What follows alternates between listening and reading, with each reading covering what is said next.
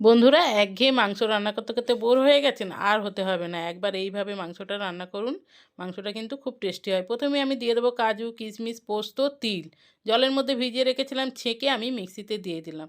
দিয়ে দিলাম একটু দই, ভালো করে ঘুরিয়ে নিতে হবে। ঘোরানো হয়ে গেছে, আমি এদিকে মাংসটা ভেজে নিয়েছি। এবার তেলের মধ্যে দিয়ে দেবো রসুন। রসুনটা ভালো করে ভাজা হয়ে গেলে দেবো পেঁয়াজ আর কাঁচা লঙ্কা। এরপরে আমি দিয়ে দেবো আদা বাটা, একটু ভালো করে কষিয়ে নিয়ে দিয়ে দেবো লঙ্কার গুঁড়ো।